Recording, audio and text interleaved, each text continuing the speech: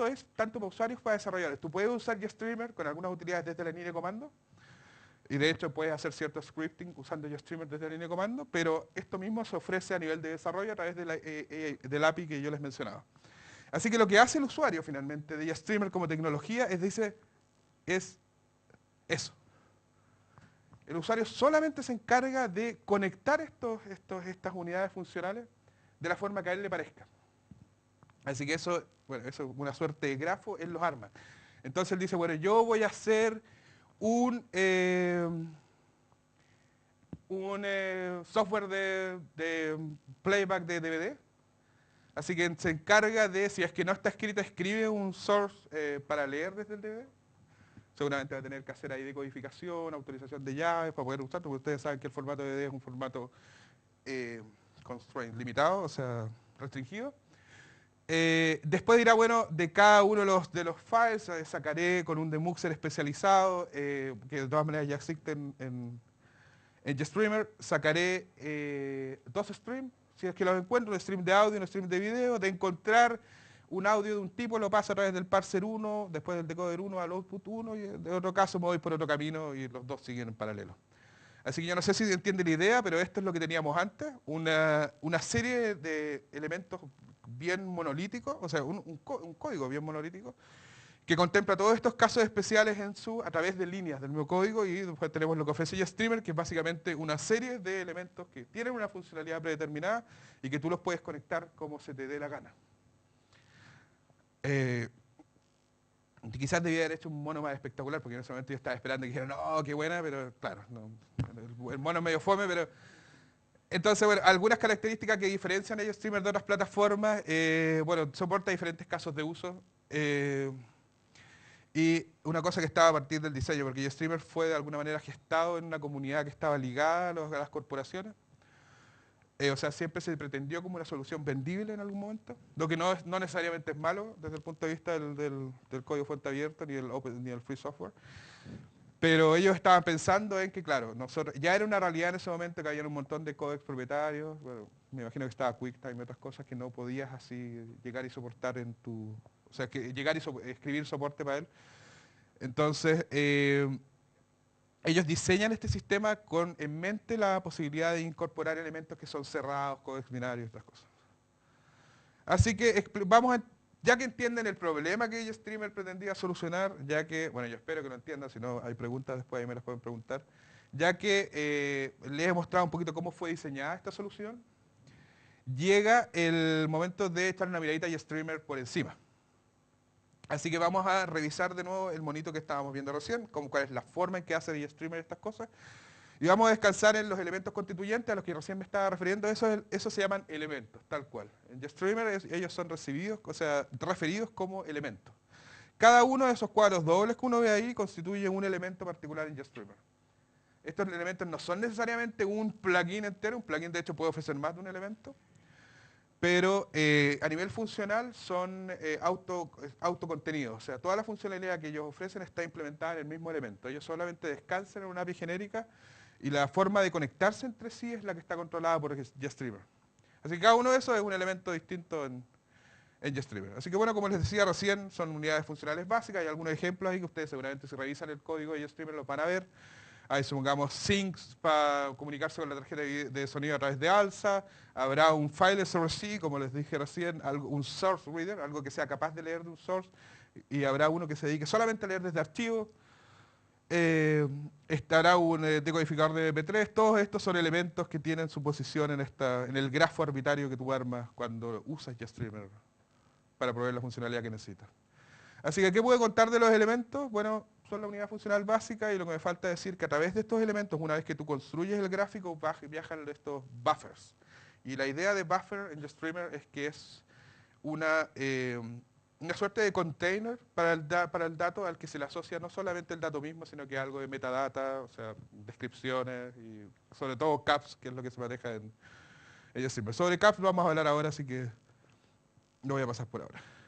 Así que estos elementos que nosotros teníamos se conectan entre sí cuando tú armas estos grafos arbitrarios. Y la forma en que se conectan y los puntos donde se conectan se llaman paths en GeoStreamer.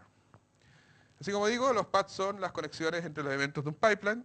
Se le llama pipeline al conjunto, al grafo completo que tú armas. En el fondo, más de un elemento. Un elemento puede ser un pipeline por sí, pero...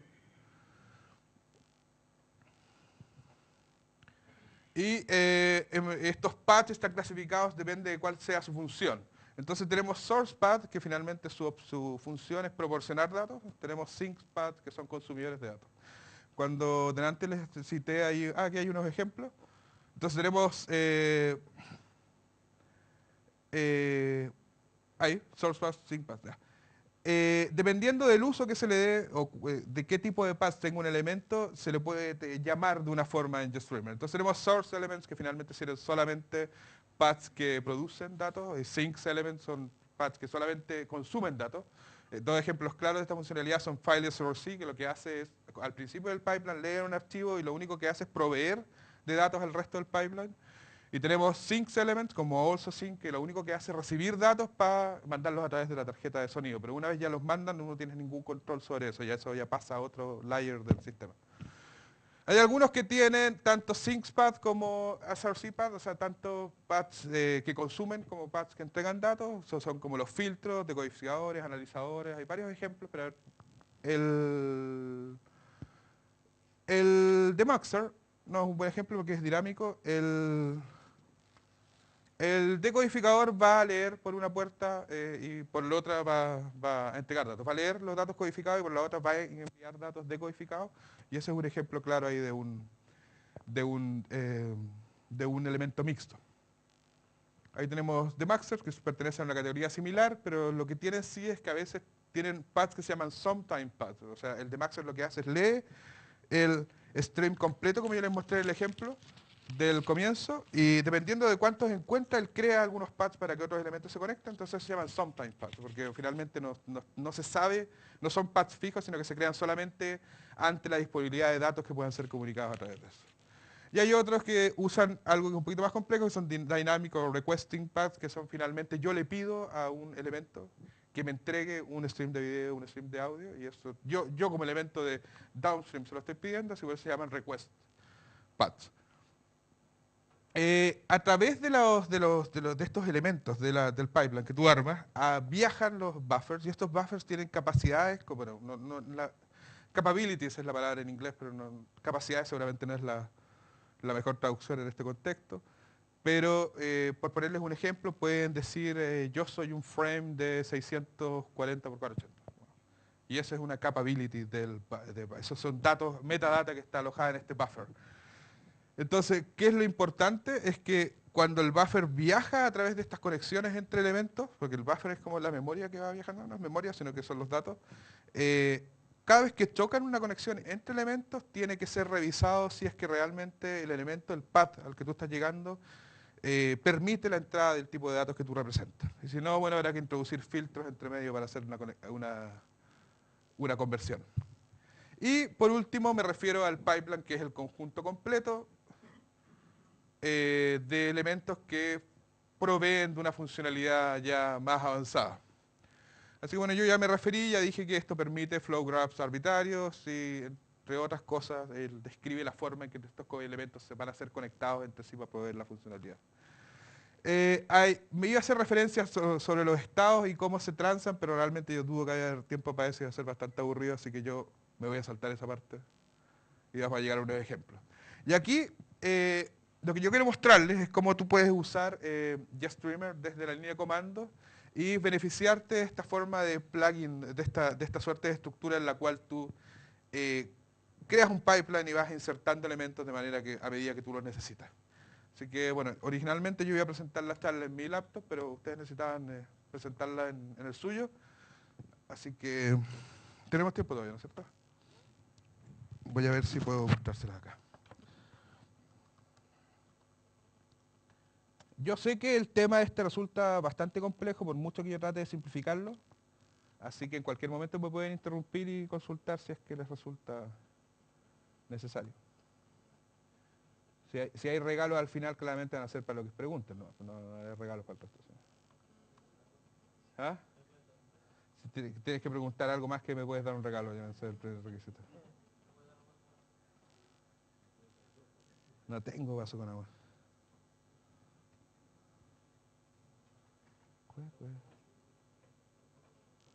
Este es el... Porque no me está detectando ningún monitor el... Este es el cable, ¿no?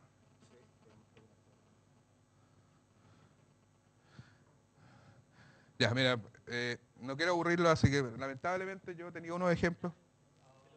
¿Ah? Ya. Ah, pero no está conectado esto, mira. Aquí tenemos un elemento y este vendría siendo un source pad que te espera conectarse a algo, pero no tenemos nada para conectarlo al otro lado. ¿Sí? Y ahí está el sync pad, nadie esperando consumir datos desde nuestro cablecito. Yo sé que todos esos como conceptos pueden sonar súper aburridos, pero si es que alguien se quiere meter en esto de streamer, lo va a necesitar para entender. Porque todo el mundo adentro va a hablar de pad, de sync pad, source pad, de todo eso. Así que va a ser necesario. Ahí estamos.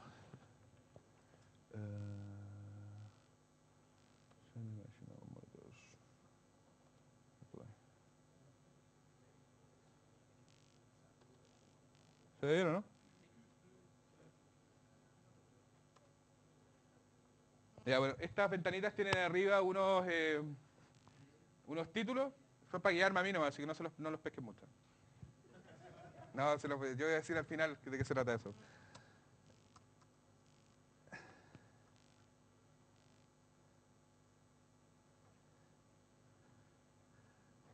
Ya, ahí ustedes ven, lo que tenemos es un pipeline armado a mano. Aquí empieza. Esta es una herramienta de software que nos permite construir un pipeline y ejecutarlo. Y si ustedes se fijan, con respecto a lo que yo tenía en los slides de la charla, yo lo que creo es primero un elemento de tipo source, que es un file src que va a leer desde un archivo, y le digo cuál es su localización. Como yo conozco este archivo, yo sé a quién pasárselo. Yo sé que tengo un elemento. Este simbolito lo que hace es el enlace entre dos elementos. Tenemos el file src y se lo voy a pasar a un demuxer, que en este caso es un TS-demux. Después, como yo sé que tiene H264 adentro, se lo voy a pasar a un H264 parser, porque yo sé que esos frames no vienen completos, como para que los entienda el decoder. Los conecto y luego se los paso a un decodificador de H264, ¿ya? Que es un decodificador que proviene de FPGA, por eso el FF de ahí. Y al final se lo paso a un sync element, que es un XB Image Sync, que lo que va a hacer es mostrarlo en la pantalla. Así como ustedes supondrán, cuando yo apriete Enter esto no va a funcionar, pero al segundo intento puede que no. No, ya, funcionó. Entonces, bueno, ese es un test pattern que usan creo que son test pattern de Apple para testear este tipo de cosas. Lo interesante que se puede hacer acá es que tú puedes cambiar un elemento. Supongamos, yo sé que hay más de un elemento que provee el demaxing de este tipo de streams. Entonces hay otro que se llama MPG-TS demax. Yo lo puedo conectar ahí, sacar el TS demax que tenía, lo conecto y debiera hacer lo mismo. ¿No ves? Debería haber traído un video más entretenido yo creo. Ya. No, pero fíjense que el concepto es bastante poderoso, porque lo que tú estás haciendo es básicamente construyendo un sistema de playback. Y cuando tú lo haces a nivel programático es exactamente lo mismo. O sea, tú, a través de algunas funciones que te entrega la API, lo que tú haces es crear estos elementos, conectarlos entre sí, ponerle play y la cosa funciona. Así que es mucho más interesante lo que pueda parecer. Dale.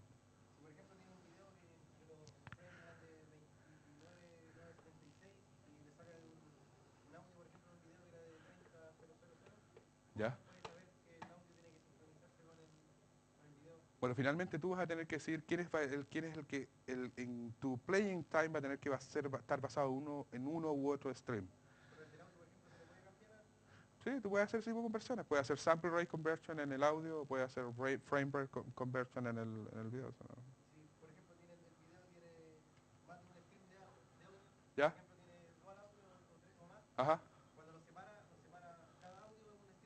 Sí, tal cual lo dijimos en el ejemplo del papel, tú puedes tener un montón de streams. Entonces con los DVD pasa mucho que tú tienes ángulos, bueno, distintos tracks de video y cada track de video tiene distintos audios asociados y cada track de video también tiene distintos canales de soft picture asociados y por eso tú al principio en la máquina virtual de DVD lo que haces es selecciona, yo quiero este subtítulo, yo quiero este audio, yo quiero escuchar en español, quiero escuchar en inglés, creo DTS, creo 5.1, todo eso son, lo que tú haces es selección de stream que están contenidos en el mismo file.